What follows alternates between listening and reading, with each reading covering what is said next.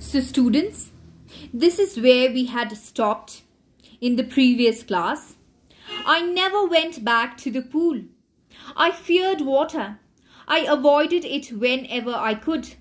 So the author decided after the terrifying 2 incidents of drowning that he was never going to go back to the pool. He was now afraid of the water and he avoided it whenever it was possible for him. A few years later, so a few years rolled by, when I came to know the waters of the Cascades. Cascades is a mountain range in the United States. I wanted to get into them. So he wanted to get into the water of the Cascades. And whenever I did, whether I was wading the Titan is in the United States again. It's a city in Washington. Or bumping river, or bathing in warm lake of the Goat Rocks. So you see, he wanted to get into the water of all of these places, the Titan or the bumping river, the warm lake of the Goat Rocks. He wanted to swim, he wanted to paddle through the water of all of these places. However, there was a hindrance that stopped him. The terror that had seized me in the pool, the terror that had caught hold of him in the swimming pool would come back. It would take possession of me completely. The terror, the fear would own him completely. My legs would become paralyzed. So again, he felt that his legs would become rigid with fear. He would be unable to move his legs. Icy horror would grab my heart. So cold horror. Why is it being described as cold or icy horror? Icy fear. Because you see, the water of the lakes or the pool were icy cold. Very cold. And this is the very water that he feared deeply. This handicap stayed with me as the years rolled by. So you see, this is a lacking on his part. This fear acted like a handicap for him. It was a hindrance in his path. It stayed with him for quite a number of years. In canoes on Maine lakes fishing for landlocked salmon, bass fishing in New Hampshire, trout fishing on the Deschutes and Metolius in Oregon, fishing for salmon on the Columbia at Bumping Lake in the Cascades. So it seems like the narrator, he enjoyed fishing. However, because of his fear of the water, he was unable to enjoy all of these activities. He could not go for fishing salmon or bass fishing or trout fishing or any sort of fishing to any of these places because of his fear, which acted like a hindrance in his path. Let's go to the next page. Wherever I went, the haunting fear of the water followed me. It ruined my fishing trips, deprived me of the joy of canoeing, boating and swimming. So you see, as I've already said, he could not enjoy these activities of canoeing, boating and swimming because of his lingering fear. The fear stayed with him. The haunting fear which would not leave him. It had owned him completely. It had grasped him and it was not willing to leave him. The fear was in his mind and he was not ready to let go of the fear. I used every day I knew to overcome this fear. So he's saying that he was trying to overcome this fear. He was trying to fight this fear. But it held me firmly in its grip. Finally, one October, I decided to get an instructor and learn to swim. So this is the third time that he decides that, okay, I'm going to learn swimming. I'm going to try one last time to overcome this fear. So he hires an instructor, a person who is going to teach him. I went to a pool and practiced 5 days a week. So he practiced for 5 days now. An hour each day. So every day he practiced for 1 hour. He practiced swimming for 1 hour every day for 5 days a week. Out of the 7 days, he practiced for 5 days a week, 1 hour each day. The instructor put a belt around me. So how did he overcome this fear? Let's see this process that he goes through with the instructor. The instructor put a belt around me. So a belt was tied around his waist. A rope attached to the belt went through a pulley that ran on an overhead cable. So students, you see that a belt was tied around his waist, and this belt was attached to a rope which went over a pulley. Okay, it went over a pulley that ran on an overhead cable. He held on to the other end of the rope. So, let me explain again. A belt was tied around him, and this belt was attached to a rope which went through a pulley, and the other end of the rope, the rope which was loose after going through the pulley, was held onto by the instructor. Okay, and we went back and forth across the pool, hour after hour. So it seemed like the instructor loosened the rope and then tightened the rope, which is how the narrator went back and forth into the water and out of it. Okay, so because the instructor was holding on to the rope which passed through the pulley and was attached to the belt around his waist, there was no fear of drowning, because somebody was there to save him. Somebody was there to pull onto the rope in case any mishap happened. Okay. On each trip across the pool, a bit of the panic seized me. So yes, he was fearful of the water. The fear had not left him completely. He panicked whenever he went inside the water, but each time the instructor relaxed his hold on the rope and I went under, some of the old terror returned and my legs froze. You see, whenever the rope was loosened and the narrator went inside the water, the fear returned back. He was fearful that he was going to drown again. His legs froze and became rigid again. He felt paralyzed again. It was 3 months before the tension began to slack. So it took 3 months before the instructor. So you see, this word tension has got 2 meanings. The first meaning is that it took 3 months for the instructor to completely loosen his hold over the rope, and also for the anxiety to slacken, the anxiety which held on to the narrator, the fear which held on to him, that tension to slacken, to loosen. It took 3 months. It took 3 months for the narrator to loosen up, to feel free in the water. Then he taught me to put my face underwater and exhale. So this is the process. When the narrator went underwater, he could exhale, that is, breathe out, and to raise my nose and inhale. So when he would come out of the water, when he could raise his nose out of the water, he could inhale. So the process is, when you go under the water, you exhale, you breathe out, and when you come out of the water, you inhale, you breathe in. I repeated the exercise hundreds of times. So he practiced swimming hundreds of times with the instructor's help. Bit by bit, I shed part of the panic that seized me when my head went underwater. So little by little, he was being able to overcome this fear of the water, that he was going to drown if he went under the water.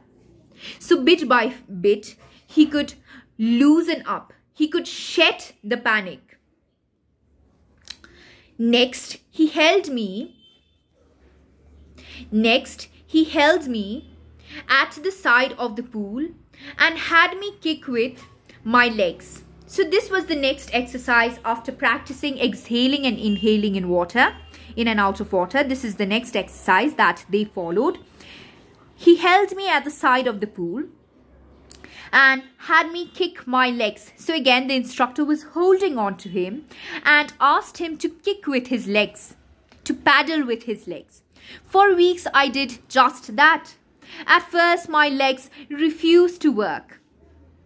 So initially, his legs felt paralyzed again. It would not move. It refused to work. But they gradually relaxed and finally I could command them. So gradually, slowly, he started to relax and finally he could work his legs. He could move his legs. He could kick his legs underwater. Thus, piece by piece, he built a swimmer. Who built a swimmer? The instructor. The instructor had constructed a swimmer out of the narrator. And when he had perfected each piece, so you see, they were practicing swimming piece by piece. First, they practiced how to inhale and exhale out and in of water.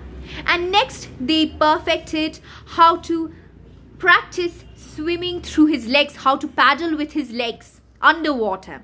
So every piece was perfectly practiced. And finally, he could put them together into an integrated whole. And so finally, what could the narrator do? He could practice swimming with his whole body. When various parts are linked together, we say that it is integrated as a whole. Okay, note down the meaning of integrated. It means various parts linked or coordinated. Okay, when various parts are linked or coordinated, we say that it is integrated. So you see, part by part and piece by piece, the instructor had made a swimmer out of the narrator. In April, he said, "Now you can swim. Dive off and swim the length of the pool. Crawl stroke." So this is a form, a style of swimming. So the narrator tells him in April that you can swim now, you don't need my help. What I want you to do is you dive off. Dive means to plunge headfirst into the water. So dive off and swim the length of the pool. So from the shallow end, you go to the deeper end and then you come back. You can use the crawl stroke. So a style of swimming is being mentioned here. I did. The instructor was finished. So the instructor's work was done. He had made a swimmer out of the narrator. He had perfected the narrator as a swimmer. But I was not finished. So the narrator says that he feels that his swimming has not been perfected yet. I still wondered if I would be terror-stricken when I was alone in the pool. Students, remember that it was when the narrator was alone, when the incident of drowning had happened, when the big bruiser of a boy of 18 had thrown him into the water and he was almost about to drown.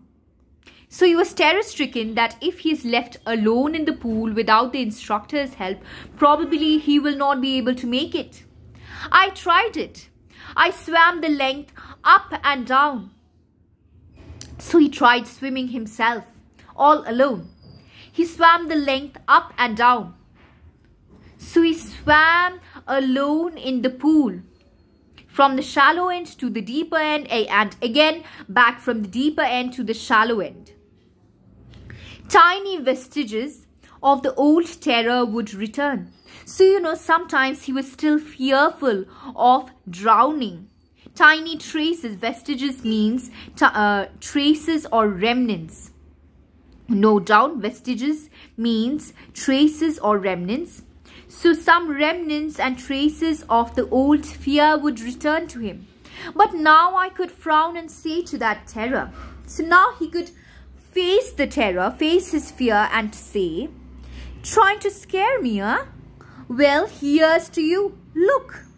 So now he was being able to face his fear. He could confront his fear and tell his fear that, you see, now I'm not afraid of you. And off I'd go for another length of the pool.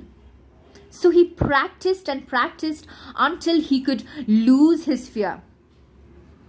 This went on until July. So from April till July, he practiced in the pool as much as he could. But I was still not satisfied. I was not sure that all the terror had left. So the narrator still was very unsure of himself. He was not completely confident. So I went to Lake Wentworth in New Hampshire and dived off a dock at Triggs Island and swam 2 miles across the lake to Stampacke Island. So he swam and swam. He swam in the lakes and the rivers. He went to Lake Wentworth, which is located in the New Hampshire, and he plunged headfirst off a dock. What is a dock, students? Dock is an area of water which is used for loading, unloading and repairing ships. Please note down. Dock is an area of water which is used for loading, unloading and repairing ships. So he plunged from the dock, which is located at Triggs Island, and he swam for 2 miles. So this is the length that he swam for, 2 miles, across the lake to Stampacke Island. I swam the crawl, the breaststroke, side stroke and backstroke. So every swimming style was employed by him. He tried every swimming style, like the crawl stroke, the breaststroke, the side stroke and the backstroke. Only once did the terror return. So yes, there was one moment when he felt that the fear had come back. When I was in the middle of the lake, I put my face under and saw nothing but bottomless water. So this moment was when he put his face underwater and saw nothing. You remember, students, that when he was drowning, his face was underwater, and when he opened his eyes, he could only see the yellow tinge, the dirty yellow tinge of the swimming pool water. Similarly, even at this moment, the terror, the fear of water only once returned to him when he saw the bottomless water. He could see only water all around him when he was in the middle of the lake. Which lake, students? Lake Wentworth. My old sensation returned in miniature. So the old sensation of fear which had seized him, it returned to him, but in a very small scale. Only traces of it returned, only vestiges of it returned. It returned in miniature. It did not catch hold of him. This fear did not own him now.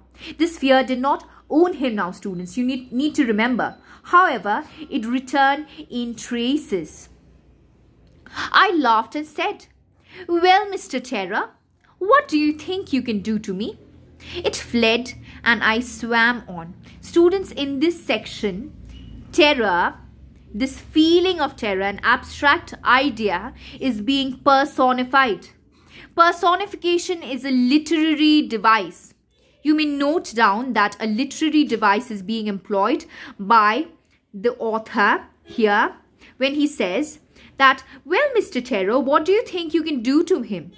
But students, you must realize that this terror was only in his head. It was in his mind. Terror did not exist for him until and unless he wanted it to exist. Once he confronted it, it fled and he could swim on. Students, note down the meaning of personification. When human attributes are given to inanimate objects or ideas, it is known as personification. When human attributes or characteristics are given to inhuman or non-human or inanimate objects or ideas, it is known as personification. Yet I had residual doubts. So he still doubted himself, you see. At my first opportunity, I hurried west, went up the Titan to Conrad Meadows, up the Conrad Creek Trail to Mede Glacier, and camped in the high meadow by the side of Warm Lake. So, you know, he got an opportunity to go for camping. He went up the Titan, which is a city, which is located in Washington City, to the Conrad Meadows. What are meadows? Students, note down, it is a piece of grassland. He went up the Conrad Meadows, up to the Conrad Creek Trail, to Mede Glacier, and camped. He lived in a tent at these places. Okay, he went for camping by the side of the Warm Lake. The next morning, I stripped, dived into the lake and swam across to the other shore and back, just as Dog Corpron used to do. So students, since he still doubted himself, he had traces of doubt in his mind of whether he would be able to go swimming at such places, if he could enjoy leisure activities like camping and fishing at such areas. He still doubted himself. He had traces of doubt in his mind if the fear would return. So the next morning he went to the Warm Lake. He went for camping, and then he went by the side of the Warm Lake, and he swam across to the other shore and back, just as Dog Corpron used to do. Students, this figure, Dog Corpron, was a famous swimmer. I shouted with joy, and Gilbert Peak returned the echo. So the Gilbert Peak was situated at this area in the meadows, and when he shouted with joy, the peak returned his voice. I had conquered my fear of water, and finally the narrator was confident that he could face his fear heads on. He had finally defeated fear, his fear of water. The experience had a deep meaning for me, as only those who have known stark terror and conquered it can appreciate. So you see, this whole experience of hiring an instructor and deciding that finally he is going to defeat his fear, he's going to overcome his fear, it held a very deep meaning for him. Once he was conquered completely by absolute and complete and absolute and dark fear, dark horror. However, he had defeated it. And it was a very joyous moment for him. Only those who had felt something similar could appreciate what the narrator felt at that moment. In death, there is peace.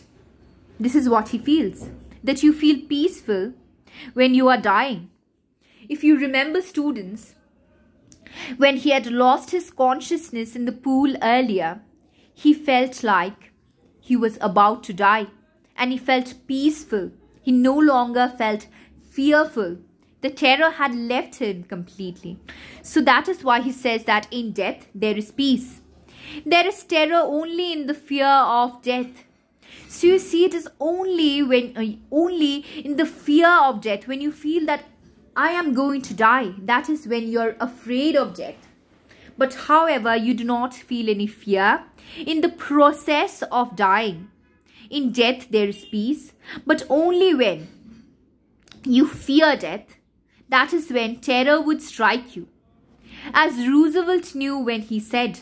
Students, Roosevelt was the President of the United States of America from 1901 to 1909. You may note down.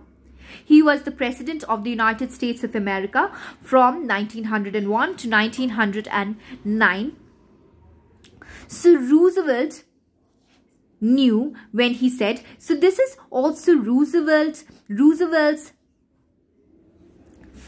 thoughts when he says that there is terror only in the fear of death. However, in death itself there is peace.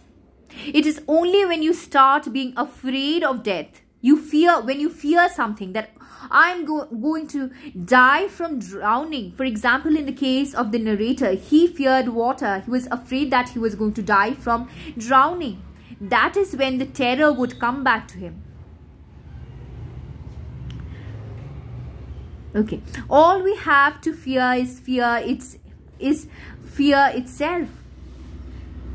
So once you defeat fear, it no longer exists.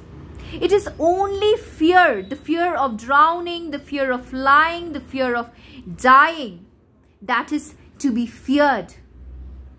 However, this fear must be defeated. Because I had experienced both the sensation of dying and the terror that fear of it can produce, the will to live somehow grew in intensity. You see that the narrator had experienced both a near-death experience and also terror in the fear of death. This too was experienced by him. In his case, he feared dying from drowning. He'd experienced both, which is why the will to live grew in him extremely, in extreme degree of force and energy. He wanted to live very strongly, and which is why he was willing to hire an instructor and learn part by part, piece by piece, swimming, and overcome his fear of drowning from water, from swimming in the water. At last, I felt released, free to walk the trails and climb the peaks and brush aside fear. Students, note down the meaning of trails. It means long, thin path. So you see, finally he could enjoy life. He no longer was afraid of dying, afraid of drowning. He felt free.